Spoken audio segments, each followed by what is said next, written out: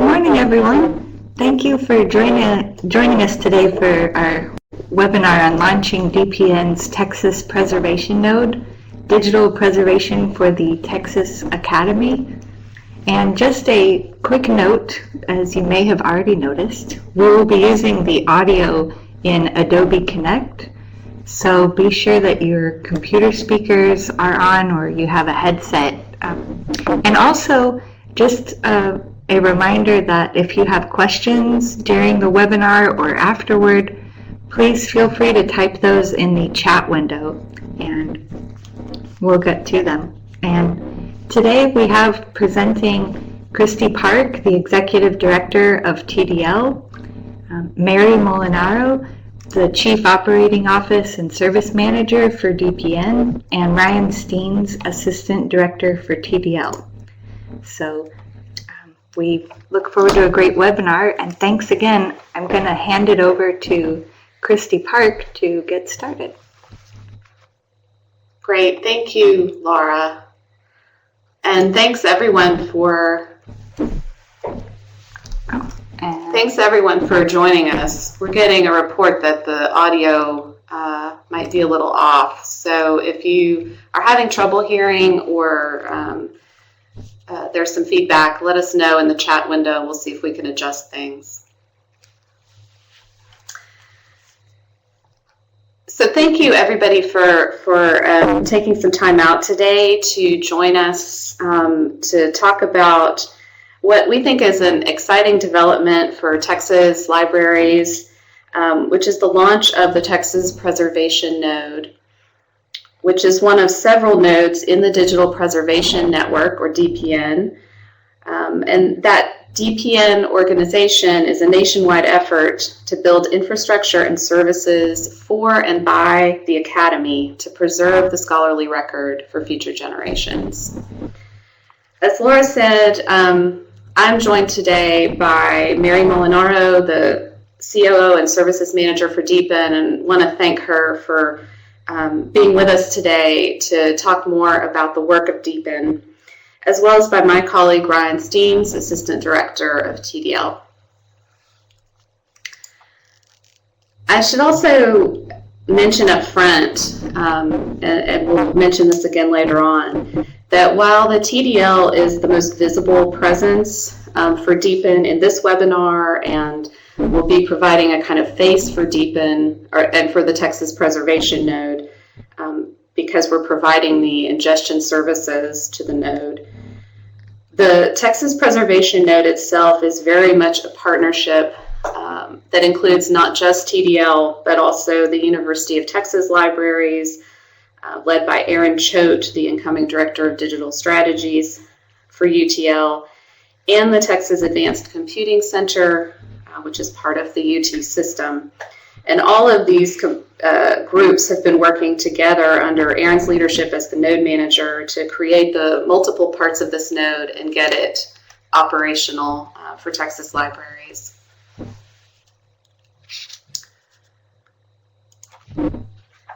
So I'll start out today by providing an introduction to the work that we've been doing and the service that we'll be providing, and hopefully provide some context that will help situate the DPN service within TDL's other digital preservation services. I'll turn it over then to Mary to give a more in-depth overview of the Digital Preservation Network itself, its mission, and its service model. And she'll also discuss in some detail the legal framework that governs DPN and the deposit agreement that depositors must sign when they use the service. And then Ryan will wrap things up with a discussion of the architecture and ingestion process for the Texas Preservation Node.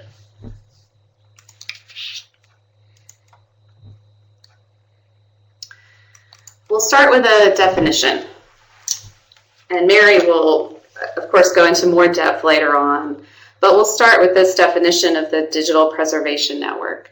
It is a long-term preservation solution shared collectively across the Academy that protects local and consortia preservation efforts against all types of catastrophic failure, including technology failure, and organizational failure. It is intended to be a dark archive. It's not intended for copies that need to be accessed frequently. Like a lot of digital preservation efforts, it's based on the idea that multiple copies kept in geographically dispersed locations will keep things safe. Unlike a lot of preservation efforts, it is very focused on long-term preservation for a generation, and its service model reflects that. Mary will talk about that more. The upshot of all this is, and the message that we want you to take away, is that TDL members, starting now, can use the existing TDL preservation infrastructure to ingest content into the digital preservation network. And we'll talk more as we go about how that will work. So start with a review. As TDL members are aware, the Texas Digital Library has developed a digital preservation infrastructure using open source DuraCloud, which we call DuraCloud at TDL, which lets members deposit their collections, their digital collections, into multiple TDL managed storage locations in the Amazon cloud and at the Texas Advanced Computing Center. So this is our kind of locally managed preservation storage service. This infrastructure is still intact. It's been intact for a couple of years now. Members are using it and can continue to use it. We are leveraging this existing infrastructure to provide ingestion services also to the Texas Preservation Node. And just as a reminder, our locally managed TDL DuraCloud service provides bit-level preservation through the use of multiple secure, geographically distributed, and audited storage locations. And this service has yearly fees for storage and a year-to-year agreement with TDL. If you're interested in learning more about this service, you can find more on our website, tdl.org, in the services section. But we're going to move on now to talk about how this relates to the Digital Preservation Network. So as I said, TDL is using that same DuraCloud at TDL architecture to provide ingestion services to the Texas Preservation Node of the DPN.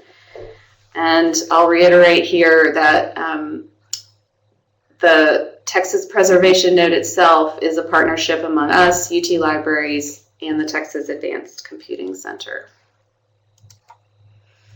Returning to our diagram, you can see across the top that existing TDL managed infrastructure, which includes DuraCloud at TDL. With Deepen, we're adding a kind of extra layer or other layer of preservation service. DuraCloud at TDL will serve as the ingestion point to that Texas Preservation Node, and content deposited there will be replicated to 2 other nodes in the Digital Preservation Network and checked periodically to ensure data health. And I'll say here, and this will be repeated a couple of times, members who deposit content to Deepen will make separate deposit agreements directly with Deepen, not with TDL, but with Deepen. Those deposit agreements will govern the stewardship of the content that's deposited there.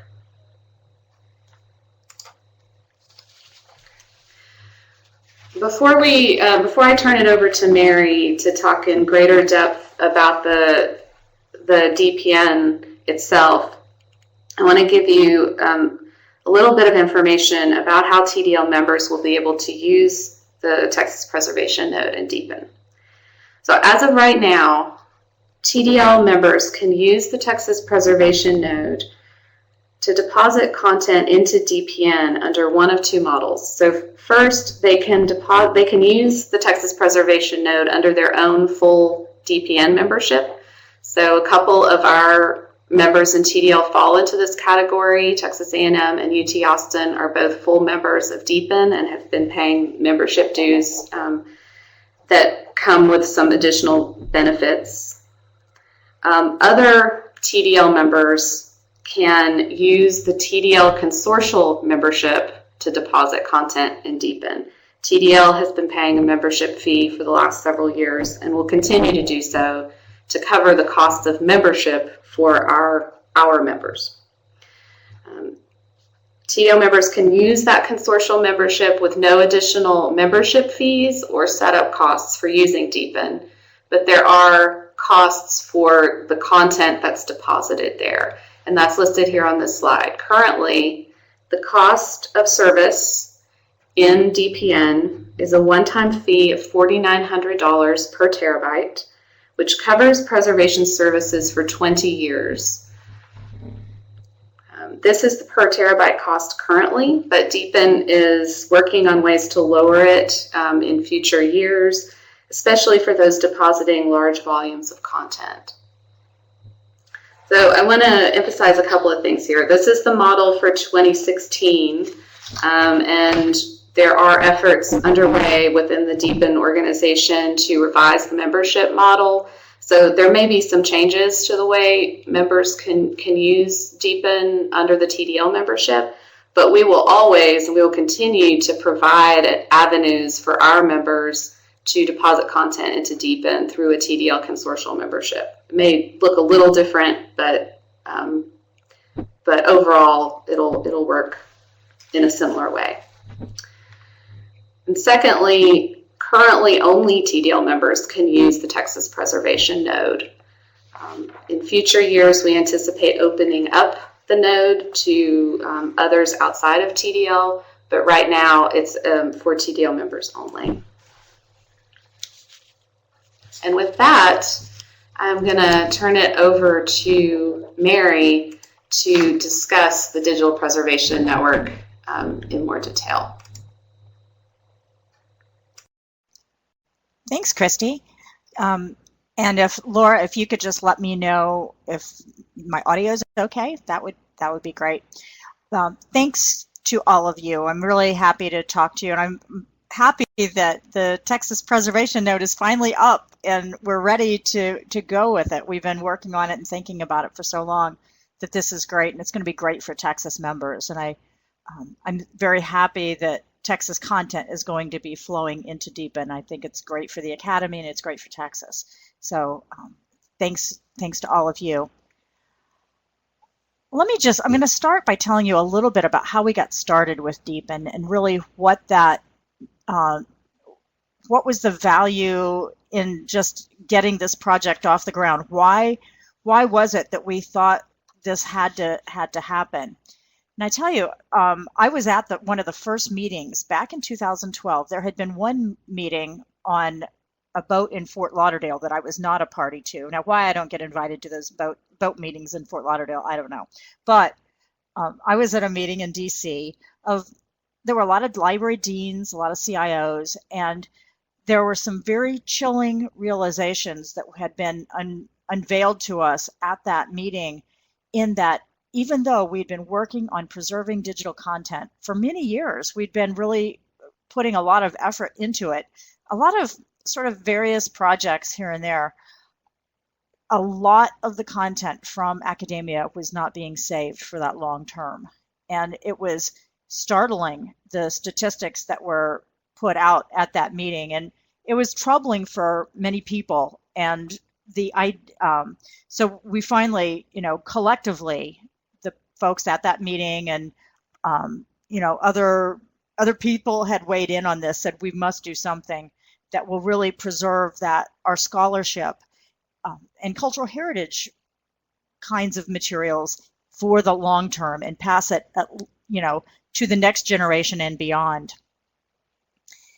And the question is really, how do we make sure that happens? How do we make sure that all that content that is being created and collected by our institutions, we are digitizing things at scale now and creating lots and lots of digital content and collecting digital content. We get now in our archives a box of hard drives where it used to be boxes of papers from, say, a congressman or something, and now it's coming on hard drives in a digital format.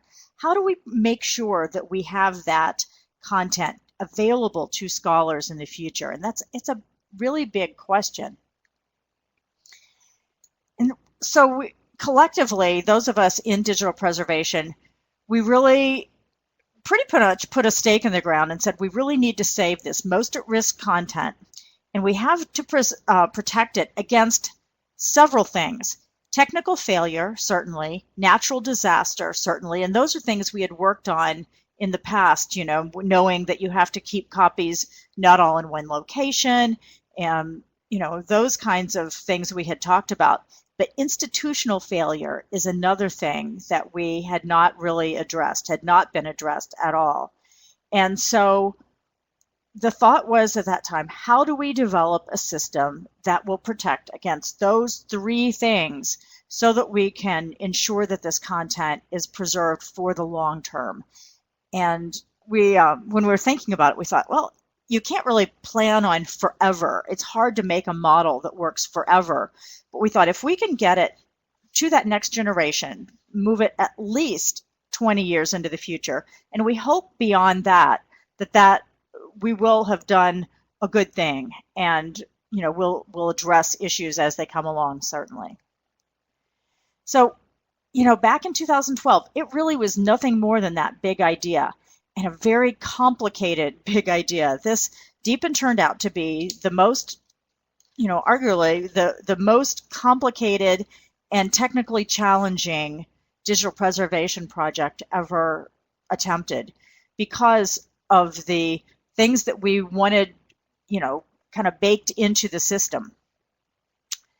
And so we started out with an initial business model and got support from 60 people that said they would be charter members.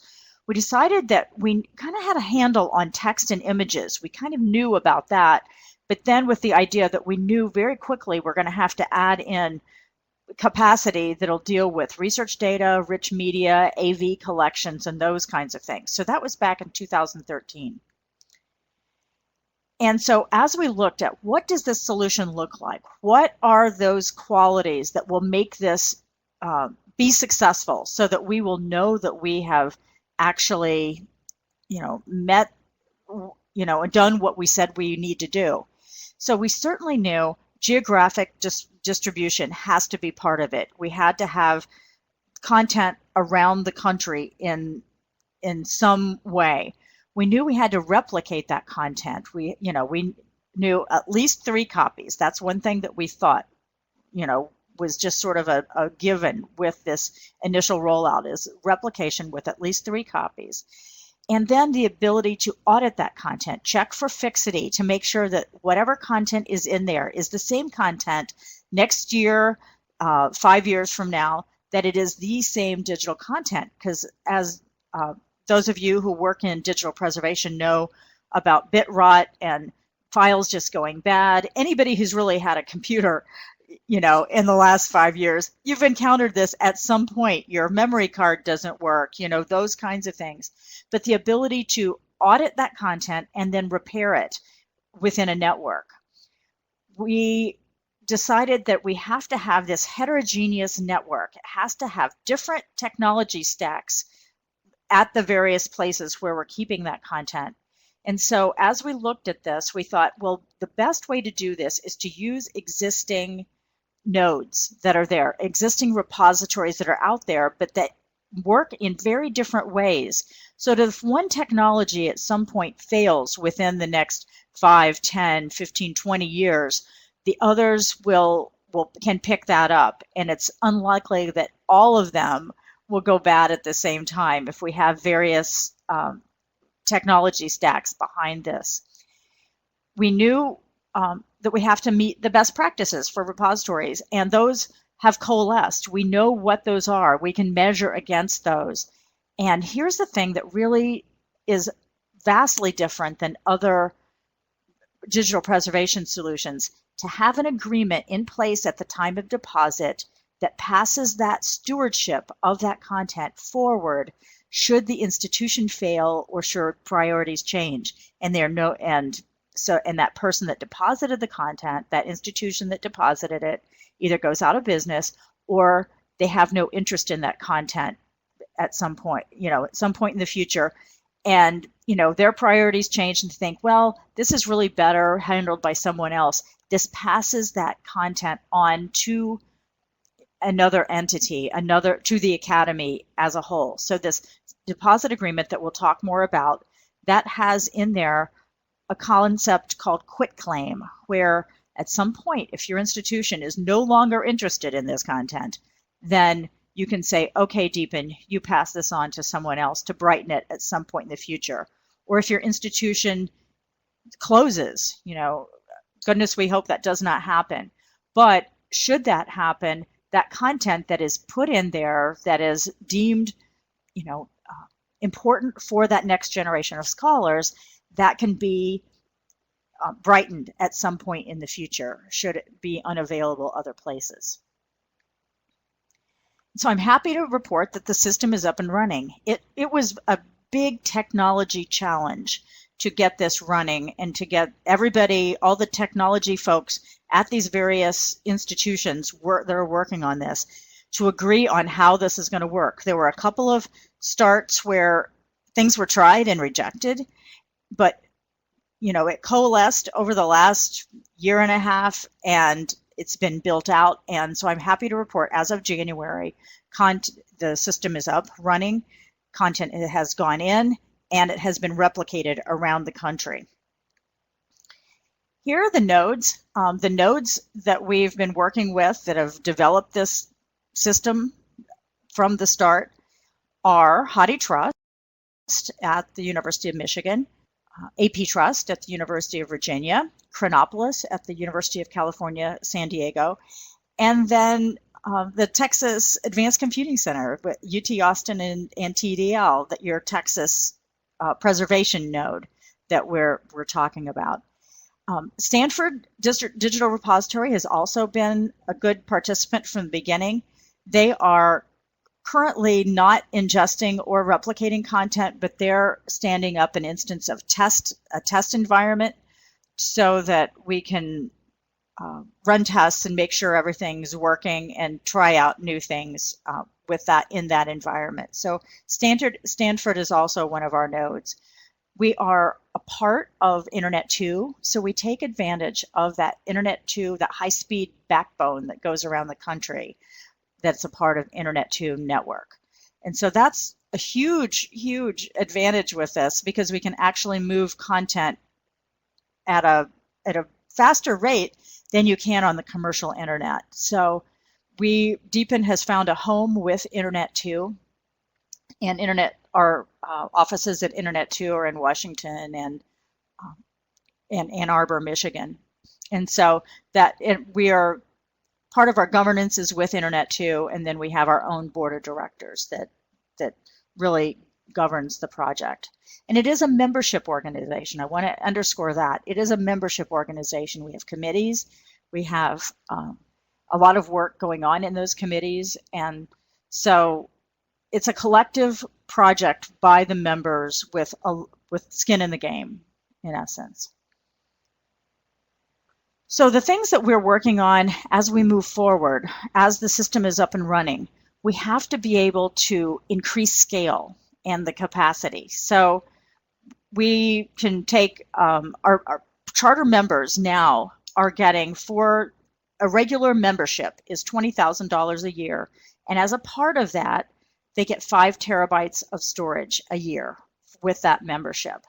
Now, your consortial membership in Texas is a little bit different. For those of you participating in the consortial piece, the membership fee, as Christy said, has been paid by TDL, and then you just pay the marginal cost there. So if you have 1 terabyte to put in, you can pay $4,900 for that terabyte and upload that. Or to, just do the math, and that's the way it works out for you all for this year. But we know that we have to be able to accommodate big deposits, petabytes. We've got members that have 6 or 8 petabytes of content now.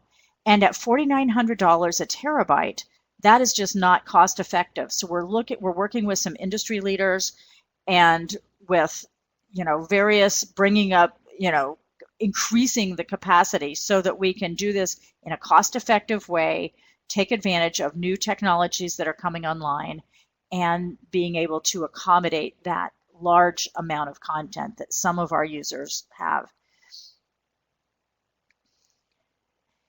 Now, we also are continually pushing on adding heterogeneous architectures into the system. We can't have every repository look the same as we bring on new nodes. And the system is really conceived in a way that nodes can come and go, and the system will still be whole.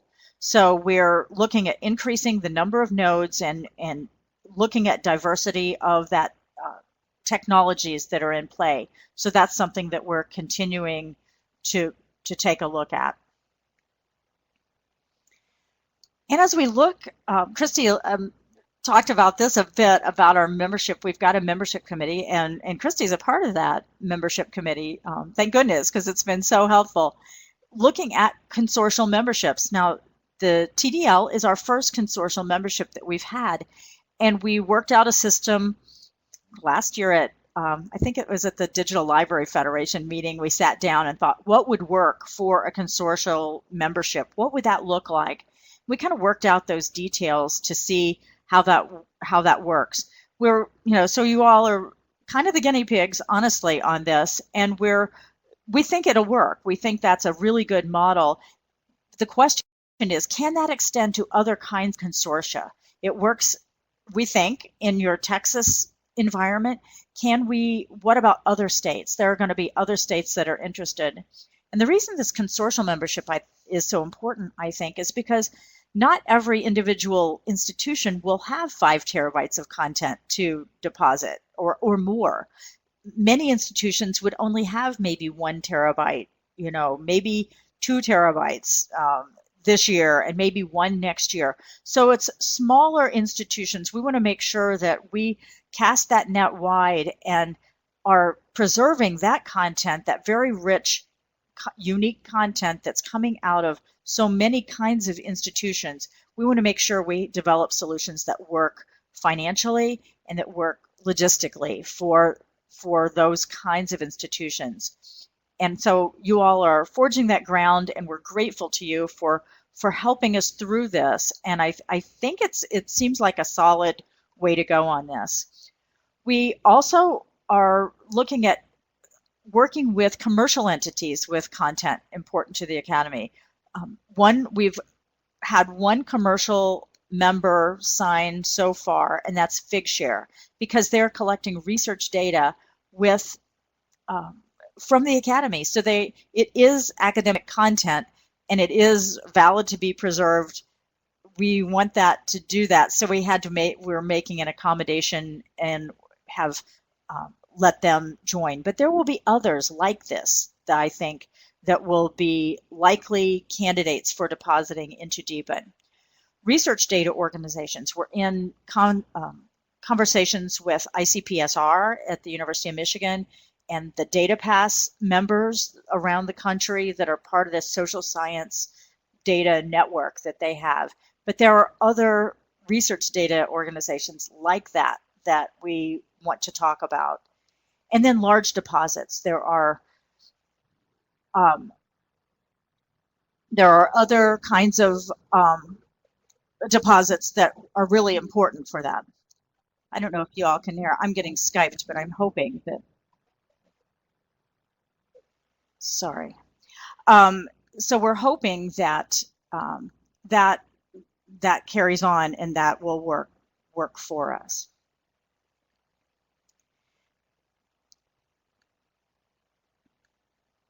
Okay, so now DEEPN has been developed as promised and is available to save this content collectively for future generations. So we're really hoping that people participate and deposit content. We need that content, and it's really up to us collectively as the Academy to make sure that that it's collectively saving that content as we move forward.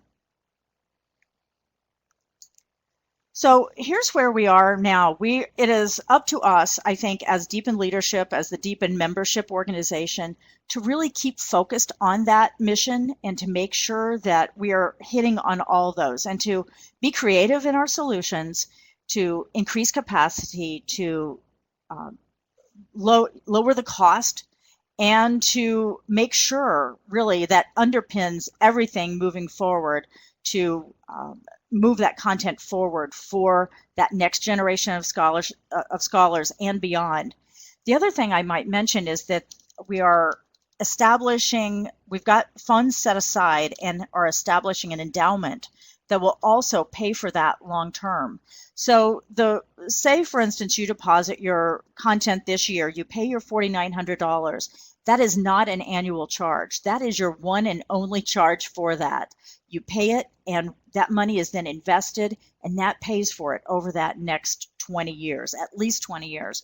We're hoping that as that endowment grows, that it'll perpetuate and take that forward over the long term for that. So hopefully we will get enough deposit. We're getting deposits. People are depositing that money. That money's being invested, and that will carry it forward. But this pay once upfront and not have to pay again is key when we think about Deepen and Deepen memberships. Now, Christy mentioned the deposit agreement being for 2016. And we are doing this year by year because we're hoping that as costs come down, we pass those cost savings on to you. So it's my very real hope and belief that next year the prices will be less than than the $4,900 a terabyte. But for this year, for that content you're depositing, it's $4,900. So we have a Deepen website. I urge you to take a look at that. There are lots of documents out there. It tells, kind of our technical specifications. There's a members section that has things like the deposit agreements and those kind of things. Information about projects, information about news and events, our member calls. We have a monthly member call, and I urge you to call into that member call. We share what's on their roadmap, where our Deepen leadership staff is going to be, where we can set up meetings with you. We're happy to talk to you, and so that's one place you can look at for this kind of content. And that brings us to the deposit agreement. This is one thing that you will submit to me. If you send it to Christy, she'll send it on to me. But on the Deepen website, under that members section, there's a legal document section, and there's a template there for that deposit agreement. I urge you to take a look at it, to download the Word version of that, or you can look at the PDF too. But if you take a look at the Word version and then strike out, work with your contracts folks or your legal teams there at your institution, go ahead and mark out the things that do not jive with what with the contracts that you normally sign for your institution. So if you could, one thing that almost everybody has crossed out and changed is where that contract is governed, because the language in it says governed according to the laws of the state of New York. And to a member, with the exception of the folks in New York, that language has been changed. So just do what's called a red line, just cross out, track the changes, send it to me, and then I'll send it to our Internet 2 attorneys to kind of work out any kind of there's a couple of back and forth, generally this is the way these things go, come up with a consensus that this is an agreement, then we'll pass it through to your signatories on your campus for signature. At that point, once we have a signed deposit agreement, then you are, the next step, I will alert the folks there at the Texas Preservation Node that you have signed a deposit agreement, and then you are up and running and ready to deposit your content. And then, that process they will handle. So you'll deal with me up until the point where you are looking at this deposit agreement and getting that signed. So I'm happy to have conversations about that. One thing that's been helpful with a number of schools is set up a conference call with your legal folks or your contract folks there on your campus, and you and I, and we can kind of work through it point by point. And that's been helpful with a number of institutions. So it's not, just all done via email. A lot of times you can cover a lot of ground if it's just a regular phone call, and we can just kind of talk about it together. And so here's my contact information, and I'm happy to receive questions from you at any point. If you want to talk about the kinds of collections that you're thinking about putting in, the collections, the deposits are made. There's a whole process, and the folks there at the Texas Preservation Node will work with you on exactly what that process is. But the content is put in bags using that Bagot format, and so that they'll answer a lot of those questions, but we can collectively answer your questions, I think, should you have them. And with that, I will turn it back over to, I think it maybe goes to Ryan. Thank you, Mary. I'm going to turn it over to Ryan now, and I'll just reiterate that deposit agreement that Mary spoke about will have to be changed a little bit for members using the TDL consortial membership to deposit content, because it is intended for full DEEPN members. So there will have, as Mary said, there will be a back and forth between any institution who wants to deposit and Mary and the DEEPN staff to get those deposit agreements in perfect shape. But we know from working with Mary and the DEEPN folks for a few years now that they're excellent partners to work with, and we'll work with each one of our members to make sure things get straightened out. And so with that, I'll turn it over to Ryan. All right, thanks, Christy and Mary. Okay, let's not get spooked by this graphic. Getting started with DEEPN at the Texas Preservation Node will include a few administrative steps and some training before you can begin ingesting content. As you might want to think about, as you begin, you might want to think about who is on your DEEPN team now, and start planning who will be working with Mary and who will be responsible for other portions of the process. When you've got your ducks in a row, go ahead and send us a request for DEEPN services through the TDL help desk. You can do that via the TDL.org support link, and we'll get in touch with you to find out what you're up to and who should be included in the communication with your university. Then we'll Sorry. That was nightmarish. After you've gotten in touch with us, we'll find out what you're up to, and we'll get in touch with you guys. At that point, we'll send your TPN documentation and DPN deposit agreement and get you in touch with Mary. As we said earlier, you'll work directly with Mary on the deposit agreement, so all the legal agreements are with them. When you've sorted through the deposit agreement, Mary will alert us and we'll get in touch to set up your accounts in DuraCloud. We'll also schedule some webinars to get you trained up on how to ingest content. And after we've set up that system, we'll want to run tests to make sure the pipes are all fitting together properly. We're asking for pretty small test cases when we run those tests, something like 1 to 20 gigs. But that should be sufficient to tell us if we have any issues and clear up any questions about the process. When the tests are complete, we can talk about performing ingest. As TDL is getting started with DEEPN, and all of us are getting started, before you send over your DEEPN material for full ingest, you'll want to let us know. We're all learning as we go. And once you're done with moving a batch and are ready to send it to DEEPN, again, let us know, and we'll push that material from DuraCloud to the Texas Preservation Node. If all of that sounds a little confusing, we're going to go ahead and show this next slide. The mouse has gone away from me here. And this is a graphic showing how TPN handles your content. That gray computer image on the left is you or your servers, and then it's all relatively straightforward. Once you place your material into the DuraCloud space and you're ready for the content to go to DPN, we snapshot the material, freezing the space for a while. Once the material's been replicated up, that space will be cleared of content with a marker of that content that's been transferred, but the content will no longer be there in that space on DuraCloud. The content moves over to the bridge server and is then picked up by the replication service. The replication service will bag the content via the Library of Congress Bagot spec that Mary referred to earlier. The service moves the content over to our local node, the Texas Advanced Computing Center.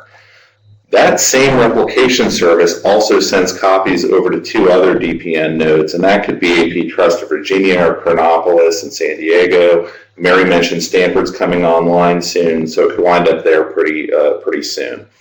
All the replicating nodes will send a message back to the replication service confirming the state of the materials that have arrived.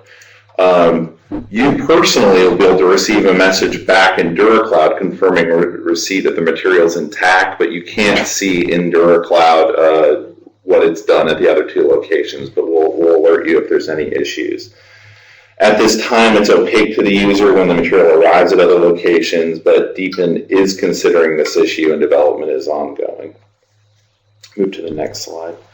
There are 3 methods of ingest to DuraCloud, and there are links available on TDL's website for information on how to ingest content. But, always remember, we're happy to talk to you as part of your ramp-up process. While it is available, we aren't recommending the web interface for DPN ingestion, as it's intended for working with single items and not large amounts of content. But the DuraCloud Sync tool is easy to download and use. To date, we haven't had many issues with our users downloading and understanding how that tool works. There's a GUI version that allows you to deal with content from your desktop. It has a configuration wizard and a dashboard. It's pretty neat. It's pretty friendly for our users who don't have access to a sysadmin or someone with those sorts of skills. And again, we'll work with you to make sure you're happy with your setup. That command line tool is well documented, and we've had great success at Baylor, A&M, and Stephen F. Austin getting their folks up and using this tool and setting their content over to DuraCloud. It's a powerful tool, but like I said, you do need a sysadmin or a DevOps person on hand if you plan to use it. I'll go ahead and move on to the slide 4. And when you're getting going, you're going to want to consider a few things. As was discussed, the intention of the DPN service is to store this material for at least a generation. What you put in here in 2016 should be good until at least 2036. So, you're going to want to think about housekeeping. And obviously, you don't want to just throw your stuff into DPN higgledy-piggledy. So something I'm sure you're already considering locally is managing your ingest by collection. You're not just throwing items at DPN. We're highly recommending creating a local registry of your content, a standalone document that will tell you what you've stored. I provided a few ideas for some details you may want to include, but you may have many more ideas for what you'd like to know about your content as you're sending it over. Anything that will remind not just you, but whomever is going to need to know what you actually have in DPN 20 years from now. And I'm really glad Mary mentioned, this idea that your data could be restored at an entirely different university. So you'll want to consider including a complete README file along with your content, because that could be somebody else at a completely different location. There are a lot of things archivists may want to know about those materials as they come up. She also did mention bagging, and that's something that does happen internal to the process once it's been ingested. You can consider pre-bagging your material, but we're not actually prescribing a way to do this. We understand that bagging material before it arrives at TPN may be part of your archiving or preservation process, but do be aware that your bag will in turn be bagged again within DPN, and you'll need to track the bag info for the new bag as well. So as with anything at TDL, we want you to know that we're here to assist you and walk you through any part of the process. We're aware this may seem like a lot of steps to take care of, but we're here to help you navigate DPN, and Mary's also here to assist with any DPN-related questions. So you're not operating alone, and we're always just email or phone call away. Great. Thank you, Ryan. And I'll just add on to that, as Ryan said, The real message here is when you're ready to begin the process of using Deepen, the first step is to reach out to us by contacting us through the TDL help desk at support@tdl.org, or to contact one of us individually. And we will start the process of getting you the appropriate deposit agreement, getting you in touch with Mary and the Deepen folks to begin that legal process, and getting you trained up on the tools that you'll need to use to do the ingest. So with that, we have a slide here with some links to additional information. We have information on the TDL website at tdl.org/Digital Preservation Network. There's also a link to the Deepen site as well. And we hope you'll read up on those sites, which will provide you with additional information, or contact us. That is all the content we have for today, and we have a few minutes left in our hour for questions. So please feel free to type your questions into the chat window in Adobe Connect should you have them. And I'll also take this opportunity to apologize for any audio issues that you may have experienced during the webinar. We are recording this, and we'll post it online on YouTube and in our repository for future use if you need to come back and listen to anything. Are there any questions for Mary or for us?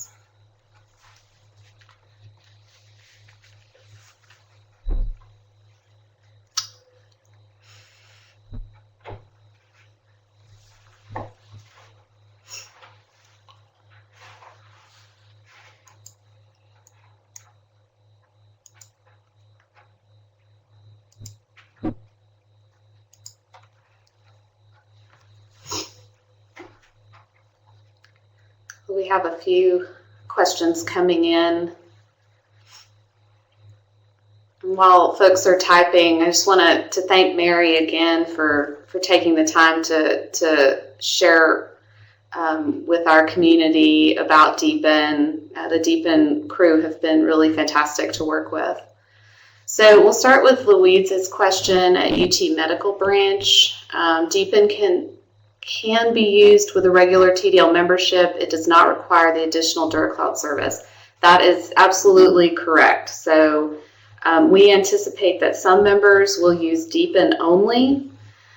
Some members will want to use the kind of locally managed DuraCloud at TDL service, and some will want to use both for different content.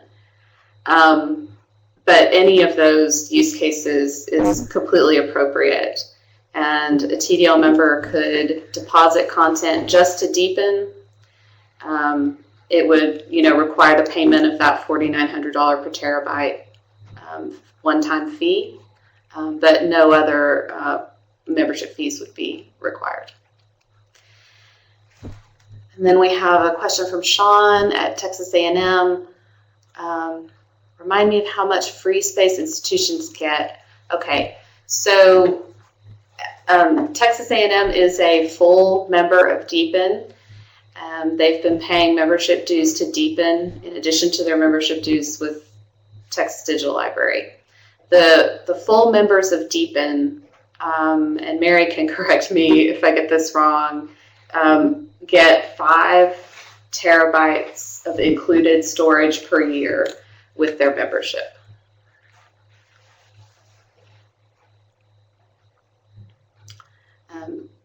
Institutions using the consortial membership, the TDL consortial membership, will not get that included or free allotment of terabytes.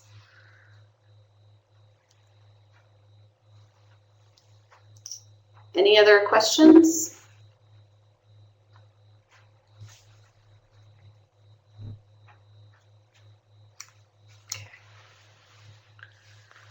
All right. Well, Again, if you do have questions after we adjourn today, always feel free to get in touch with us either through the help desk or by contacting us directly. We would love to talk to any of our members by using the service and look forward to working with you to preserve content through Deepin and through DuraCloud at TDL. Thank you again to Mary. Thank you to our partners at UT Libraries and at TAC for working with us to get this started, and we're looking forward to launching it and getting it moving. And with that, we will say goodbye for now and talk to all of you again soon. Thank you.